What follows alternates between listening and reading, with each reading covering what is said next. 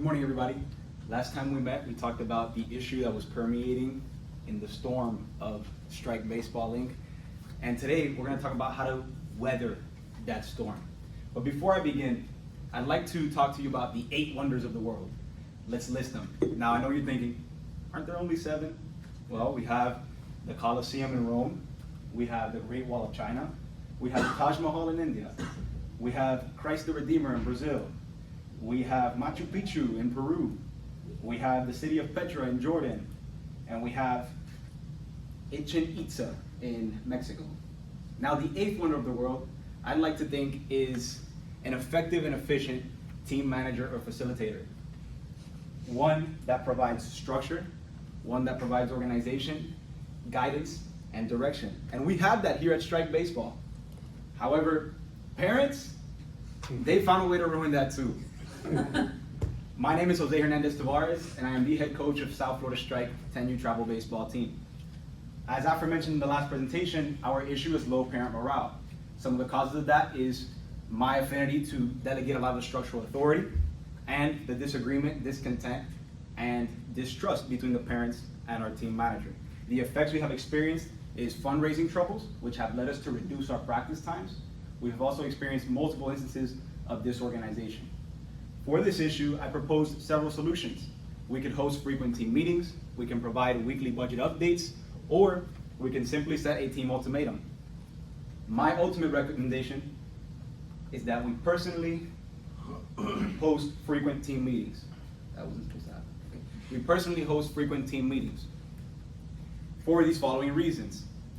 For one, it will allow me to step into a central figure role that will allow me to alleviate the pressure of our team manager from the pressure that she's facing from the parents, and it will allow me to settle the discontent or counteract the discontent, disagreement, and distrust between the parents and our team manager. For two, what this recommendation will allow me to do is provide parents with frequent opportunities to essentially voice their concern and express their praises or concerns, things that they maybe have on their mind.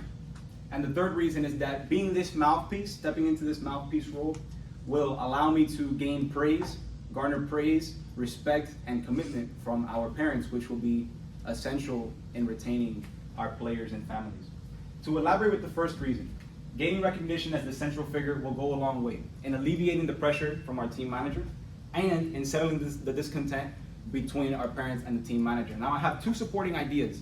The first one coming from a renowned psychologist, Alison Fragel, who says that people with high power yet low status tend to struggle when leading a team, when building a well-functioning team.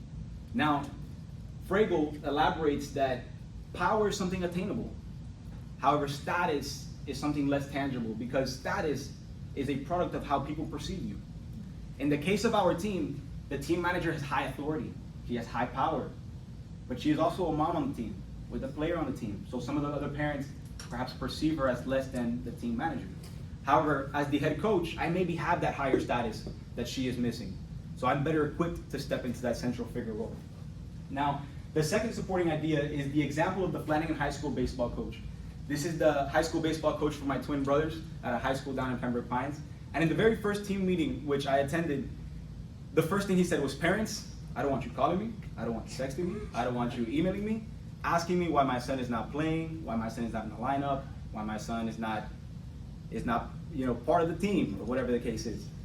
So he said that, and he said, "This is my team, I will run it as I see fit."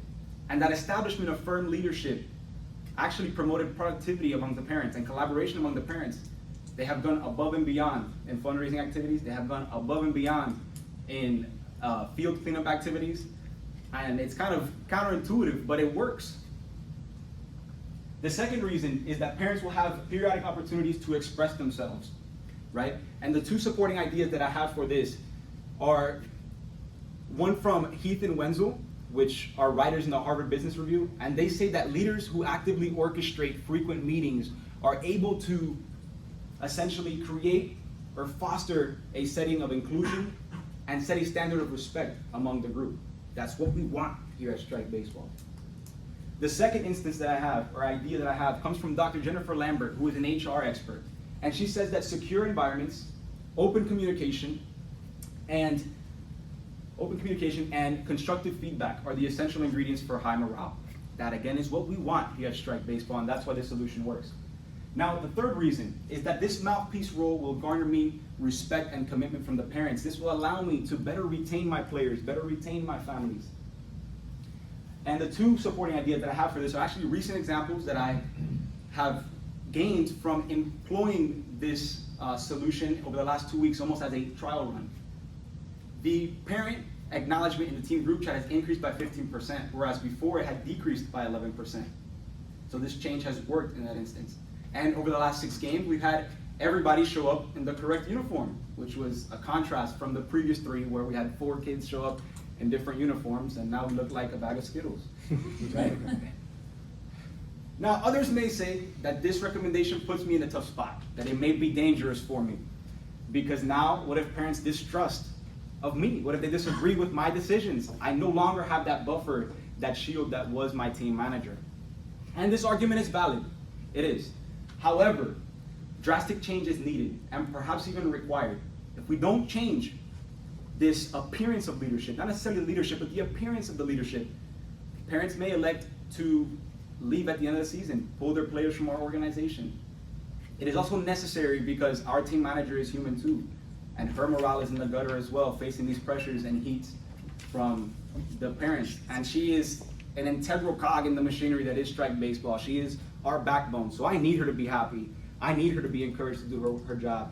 The team needs her to be happy and encouraged to do her job. So that's why this solution is the optimal one. In conclusion, we've talked about how this significant turmoil that's permeated through Strike Baseball has been brought upon by this idea of low parent morale. And